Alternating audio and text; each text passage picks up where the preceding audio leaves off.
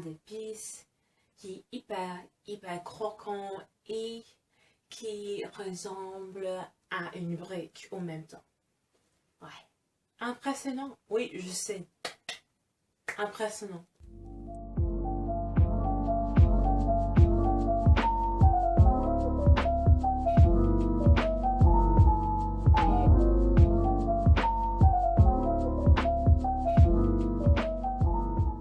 Salut tout le monde, j'espère que vous allez bien. Dans cette vidéo, je vais vous montrer le jour où j'ai essayé de faire une pain d'épices pour la première fois. Je répète, j'ai essayé, essayé, essayé, essayé, essayé. Ok? Donc, ça veut dire que euh, le résultat n'était pas exactement idéal. C'est pas exactement comment j'ai imaginé dans ma tête avant de commencer, mais vous verrez. Hein? Donc, on va commencer maintenant. Je vais vous montrer la vidéo. Si vous avez quelques conseils, vous pouvez laisser le conseil en bas ou m'envoyer un message d'encouragement. Quoi d'autre? Oh, je vais laisser la recette en bas si vous voulez essayer la recette. Et oui, c'est tout. Donc, on y va. Pour cette recette, vous aurez besoin de miel, cassonade, farine. Pour les épices, j'utilise gingembre, d'anis étoilé, qui malheureusement je déteste et je n'étais pas conscient de ça avant de le mettre dans mon pain. Puis de mascade et de cannelle aussi. Vous aurez aussi besoin de levure chimique. Pour les Français, un sachet d'11 grammes devrait suffire. En plus, vous aurez besoin de 2 œufs et de lait aussi. Alors, pour commencer, ajoutez 350 g de miel dans une casserole. Suivez par 40 g de cassonade et remuez à feu moyen.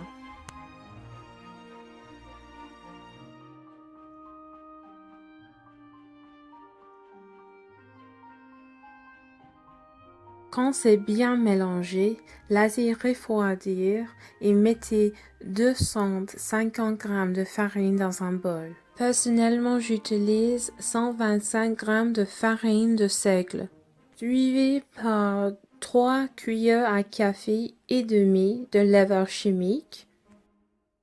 J'ai mis l'anis étoilé dans un petit sac en plastique et j'ai utilisé mon rouleau à pâtisserie pour créer des petits morceaux.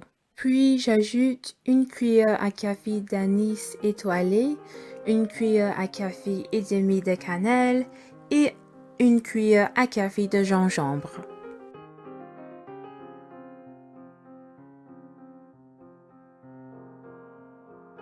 Et après ça, j'ajoute aussi environ une demi-cuillère à café de muscade. Alors maintenant, je vais mettre 100 ml de lait dans un pichet et 2 œufs aussi. Et je vais ajouter le miel et la cassonade qu'on a déjà fait.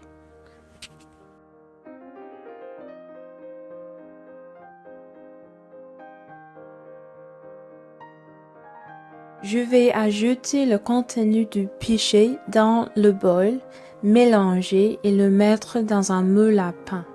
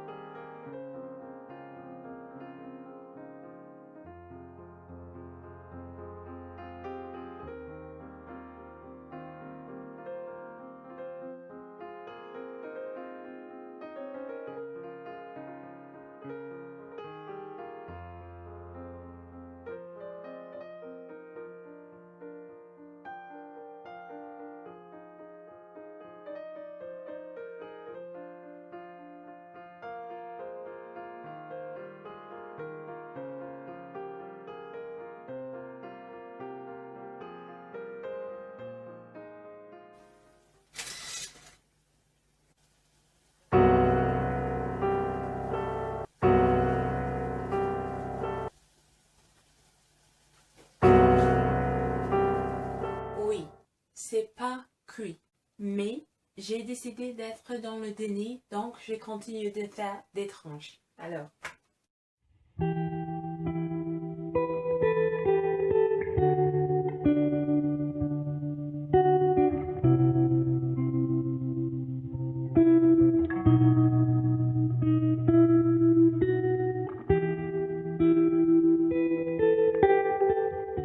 J'ai décidé, ok, c'est le moment d'admettre qu'il y a un problème.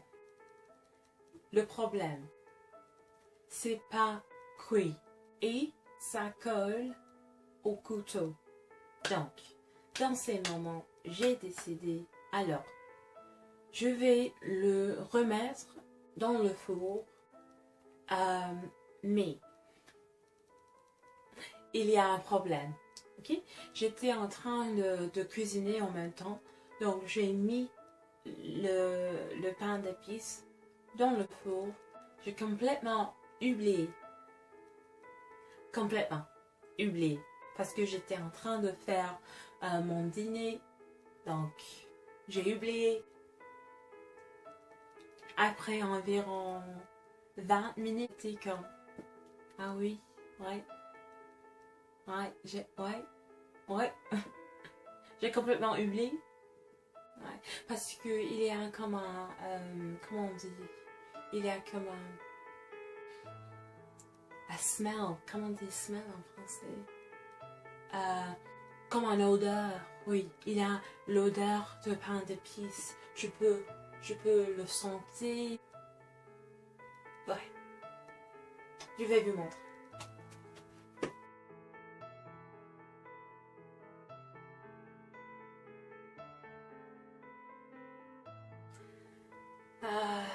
Oui, on a des briques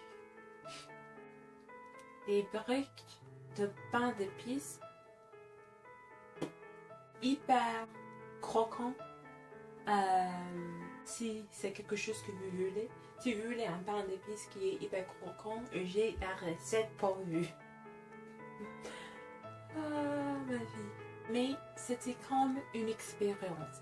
Donc, grâce à cette recette, j'ai appris des choses. Premièrement, je déteste la mise étoilée. Deuxièmement, c'est pas une bonne idée de faire beaucoup de choses en même temps, ou dans mon cas, deux choses en même temps. Et troisièmement, je déteste la mise étoilée. Pour faire un petit récap, on va dire récap parce que c'est trop difficile pour dire récapitulation. Ok?